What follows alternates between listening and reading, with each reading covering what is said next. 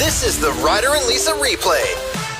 Brought to you by Action Furnace. Fixed right or it's free. Are we done with Harry and Meghan at this point? Like, I think most people, unless you're obsessed with the royal family, a huge royal family nut, I think are just like, okay, we get it. We need to talk about ourselves less, is what I'm learning, because the more I find out about people's really private life, the more I'm like, didn't need to know that. But I feel like that's one of the things that I find most compelling about you and what you bring to this show, and I'd like to think that I'm in a similar boat, is that we are vulnerable, and can talk about things that a lot of people don't want to talk about. Like that time you thought my Diva cup was a measuring cup? Exactly. Yeah, or I was thinking more along the lines of you talking about your cramps the other day. Yeah. Normalizing that. I've opened up about my divorce on air before. But Harry has figured out a way to take it a little bit too far. I don't know if it's him, though. I think it's the media having a heyday with this, especially the British tabloids that are taking things out of his new book that was just released, and they're posting it out of context. Out of context? Listen, I have a clip of what... And it's not the media that's talking about it. It's him reading his words about his story. So there is an audiobook of Prince Harry's new book called Spare. Yeah, he goes into a little too much detail sometimes. I actually had to eliminate one of the words that he used. I'm sure you can figure out what he's talking about, though, even though it's going to be very confusing for you, as it was for me. Here's an excerpt. Oscillating between extremely sensitive and borderline traumatized. He was talking about frostbite. He had frostbite on his junk, okay? No. Oh, we weren't supposed to tell everyone what he's talking about? We were just going to let people figure that out on their own. Okay, back to the start. All right. My was oscillating between extremely sensitive and borderline traumatized. The last place I wanted to be was Frostnipistan. I'd been trying some home remedies, including one recommended by a friend. She'd urged me to apply Elizabeth Arden cream. My mum used that on her lips. You want me to put that on my It works, Harry. Trust me. I found a tube, and the minute I opened it, the smell transported me through time. I felt as if my mother was right there in the room. Then I took a smidge and applied it. Why does that need to be in the book? I don't know. Why is that part specifically not one of those ones that Are you sure that's real? It's him. I mean... It sounds like a parody. The fact that he talked about his... No. In my opinion, if I was writing a novel about my life and I had a moment where I had frostbite on my junk, that would make it. That would be in the story. Okay. And if there was a tube of cream that I opened once that transported me through time and brought me back to my mother, I would include that in my book. What I would not do, even if it was the case, was combine those two stories in under 30 seconds in the same chapter. But also at the same time, kind of want to read the book now. I'm curious what else is in there. I guess, now, right? when we first started talking about this, I'm like, people talk about themselves too much. We don't need to know. But now, more. More. We've heard of FOMO before. You suffer from a bit of that. Yeah, kind of. I feel like I'm more of the FOMO one out of the two of us, though. Yeah, it depends what the situation is for me. There's a lot of things that I'm glad I miss out on, but FOMO trickles in every once in a while. There's a new phrase that is starting to get popular, and apparently over 50% of the population is affected by it, called FOSY, F-O-S-Y. Fear of... No, I don't know. Sautéing yams. Fear of sautéing yams. What is it? Fear of saying yes. Oh, yeah. No, this is the year of saying no. We have boundaries in 2023. No, but I feel like if the default is no, you miss out on so much awesome stuff. Ryder loves doing things, can you tell? I prefer to say yes, even if it's out of my comfort zone, and then just figuring it out. Yep. That's the difference between you and I. I like to play it safe. Ryder lives on the edge. He says yes to everything. And he also answers phone calls from unknown numbers. Mm-hmm. What a world.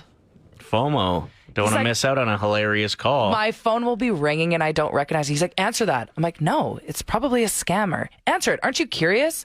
No. They'll leave a voicemail or they'll text me after if it's someone that I actually want to talk to. Yeah. But yes, pushing yourself out of your comfort zone can be a scary prospect. Sometimes saying no to a new opportunity feels like the easier and safer option. So much so that over half of us often opt to take that route. When it comes to some of the reasons we don't say yes, the poll of 2,000 adults, which again, over 50% of people said they have the fear of saying yes, revealed that 37% of us put it down to lack of confidence, while the same figure admit financial worries have held them back in the last 12 months of saying yes to things. And that's fair. I just got asked to be in a hockey draft yesterday. It's $500 a head. I'm like... Can't afford it. I'm like, what? No. I could go on a vacation for that. It wouldn't be a great vacation, but... So do you have... But do you have FOMO now from that? I said, I didn't say no. I said, I'll see if I can get a team together. Anyway, for those living with fear of saying yes, the average adult says no to something they actually want to do every 10 days. What? With those in the no camp, missing out on making new friends 35% of the time. That's tough. Trying a new hobby 32% of the time. Trying to make new friends as an adult is super awkward. It's hard. I don't know. It is. I feel like I met 2 new friends yesterday. What? Just by getting out and about. What planet are you living on? How do you do it? You just say yes to stuff. It's too try-hardy. See, that's the battle. It's like you don't want to seem too desperate. Why? I don't know. I don't think it's desperate to say yes when somebody asks you to do something. Okay. Is it? No. It's a confidence means thing. You're a keener. You're totally right when you were reading the stats as to why people say... But you don't lack confidence. I do in some aspects. Absolutely, I do. But if somebody was like, hey, do you want to go ice fishing? You'd say no, not because of confidence, because that sounds cold. How far is the drive? Well, I'd have to drink a 2-6 of whiskey to stay warm, and then I'd be hungover, so it's not worth it. So it's not worth the hangover you'd get. I'd have to put on my rye jacket, which is something that I call... just drinking to the point where you can't feel your arms because then you'll be warm. It's not worth it. You could also just get a jacket, like a normal warm jacket. Okay, so if you're listening right now, do you have FOMO or fear of saying yes? Fossy. Let us know. Yeah, maybe you got both, like Lisa. She's got all of them. Time for Unsung Heroes, where we give shout outs to people, places, and things that don't always get the attention they deserve. Let me be your hero. Shout out to people who get their car washed when it's slushy outside. I too like to waste my money on things sometimes. Shout out to Oilers fans, some of whom were ready to completely write off the entire season, even though we are in a playoff spot. I even saw some pitching the idea of trading McDavid. Turns out all we needed was one win for them to quiet down for a bit until the next loss, of course. Shout out to that drawer in your fridge. It's called a crisper, but does it actually keep things crispy? Because I have some apples in there that are completely rotten. Shout out to the Golden Globes, who had bad ratings again, especially with flat earthers. That's good. Also, why would I watch the entire show with commercials when there are people that do the Lord's work and they post just the clips of the speeches on Twitter immediately after? Yeah. Shout out to returning something and thinking that money that's deposited into your account is free money. Yeah, that's true. I'm rich. Yeah, I buy gift cards to places anytime they're in auctions, and I'm like, I'm eating for free, but actually not. No. Shout out to flashers who have to be extra courageous this week with all the fog. Flashers? Mm-hmm. I don't get it. Like somebody who flashes. I don't get it. You got to get really close to people this week if you want them to see your goods. People that, like you're talking about they're okay. I'm pretty sure everyone else gets it. Okay, I'm not 100% sure. Who's actually doing that? Who's flashing? I mean, this week, hard to tell. Can't see them. Shout out to the people who heat up their fish in the communal work kitchen. I understand that you're looking out for your own health, getting those omega fatty acids in you, but it's not going to matter when the rest of the office plots your death. And shout outs to any mention of a character's allergy for being the biggest movie spoiler ever. Because you definitely know that person is later dying from that allergy. It's so true. Not always. Somebody needs to name a movie where someone that's trying to find their inhaler ends up finding it and they survive. Or they need to just start mentioning people's allergies all the time, and it just doesn't mean anything sometimes. To put us off for a bit. Okay. Like, he's super allergic to peanuts. Just throw it in there. Top Gun. And then later in the movie, maybe he just avoids the peanuts at the table. I like it. Those are your unsung heroes for today. Why are we not more focused on storing food properly? Yeah, you're seeing it more and more. You're supposed to store your strawberries in a glass mason jar. And they last way longer. Weeks. Yeah, what? I have a container that I paid too much for, $7.99 or $8.99 for these strawberries. And the last half of them are looking like the only way that they make sense now is in a blender. Mm-hmm. And it's just, why didn't I take the time to put them in the jar? Mm-hmm. You hear this with so many other things. Lettuce, apparently if you take it out and wrap... In a wet towel. No, paper towel is what I heard. And you roll it up and then put it back in a plastic bag. And you do that with your fresh herbs, That's way longer. Or with your green onion, you chop it up, put it in a empty water bottle, like a plastic water bottle, put it in your freezer, and then you just add it to dishes. You could do that for months. Awesome. Or like beef jerky, you just eat it. Yeah. Well, yeah, in the car. So good. There's a woman named Catherine Bacon. First of all, great name.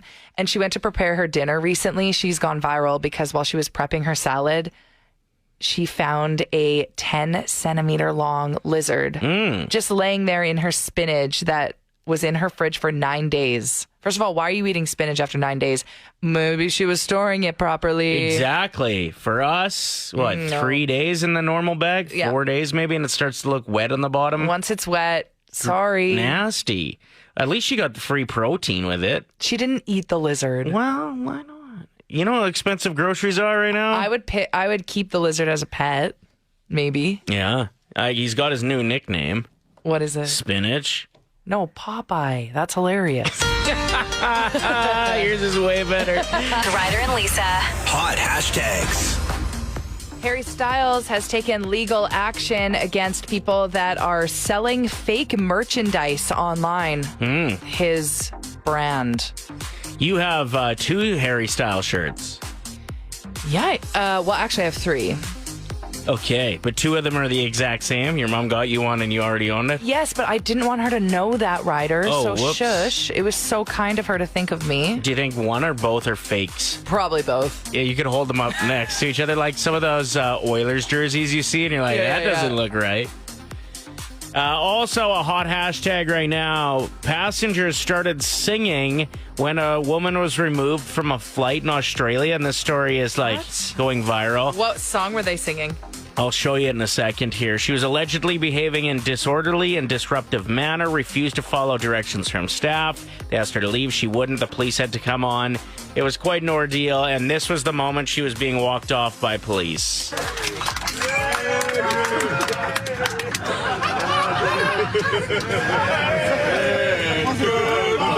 I knew it. We all knew it.